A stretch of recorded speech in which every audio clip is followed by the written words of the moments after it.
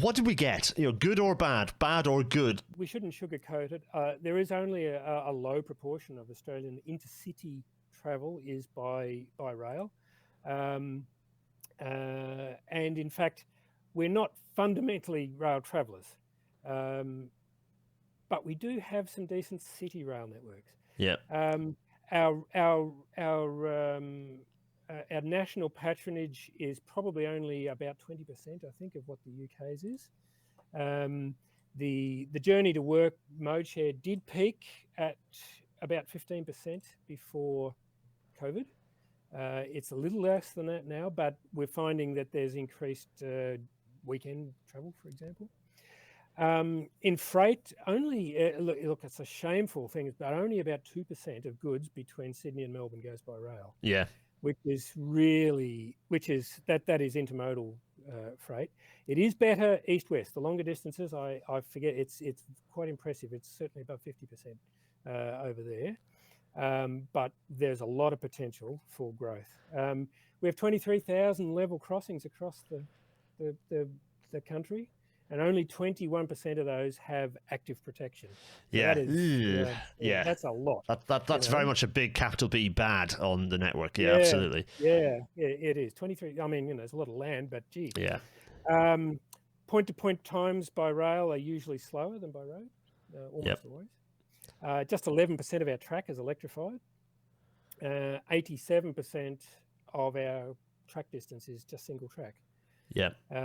And we have the mix of gauges. So we have 8% of it is broad gauge, 36% is standard gauge, and 56% is narrow gauge. So there's a lot there that are challenges. But to take a leaf from one of your very much earlier episodes, Australian railways can be good, actually. Yes. Yeah. I believe that we have more rail route per capita than any other country in the world. So we have 31,000 kilometres for a 27 million population. And I'd love for somebody to check me on this, but I believe that puts us ahead of Canada, who would be second. Yeah. And I don't believe there's any other country. So each of us has, I don't know, what's that?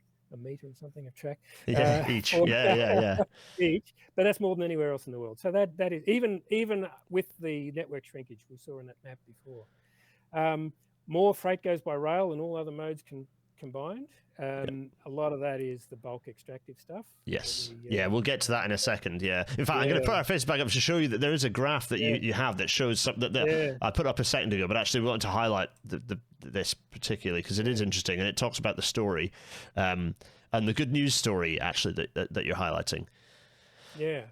And a lot of that is because of those new railways up in the Pilbara in the northwest, which are the iron ore railways, and there are the world's longest and heaviest trains run there. I think there's the world record according to the Guinness Book of Records, 7.3 kilometres long for a train. I can't even imagine that, and 99,000 tonnes. So that is, it's That's mind-boggling scale, and for better or worse, certainly when it's ore is like critical support. Of course, the coal trains are less. Ideally, those wouldn't exist. But this graph that you put up showed the growth in freight volumes by mode. Like, yes, there is growth in road, frustrating growth in road. And what is that? 50% growth. Well, not even that, 25-30% growth. But the rail growth is enormous. It's 150 to 450. So that's a nearly 300% growth. That's an enormous growth. And as you say, a lot of that up in the northeast. Northwest. Sorry, the northwest. Yes, the northwest of Oz. But there's this growth, and this kind of brings me to a point, Kristen, I wanted to kind of round off on as we close, which is people might be surprised to know that these two countries sit next to each other in the top 20. That's Australia and Japan. Now, Japan often gets talked about as having the world's best railways, but of course that's not true. It's not even necessarily true if you just look at passengers, but they have a very, very good passenger railway system and an almost non-existent freight rail system. And Australia kind of, okay, we've talked about the successes of the passenger railway, but in terms of volumes and mode share, Australia kind of has the opposite, which is that it has an almost non-existent passenger rail sector from a mode share perspective. That's not the complete story, but from a freight perspective, the mode share overall, and that graph that you just put up explains why, it's massive. And so these are extremely unbalanced systems. In fact, if I jump to the data, I describe these as grossly imbalanced, but they sit at numbers 6 and 7.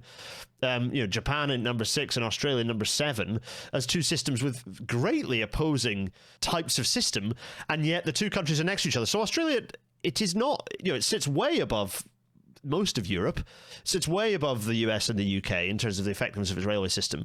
So if you had investment in improving the passenger railway system, to really pull up those numbers of the passenger railway system, and you'd actually get to the point where you have an extremely good railway system.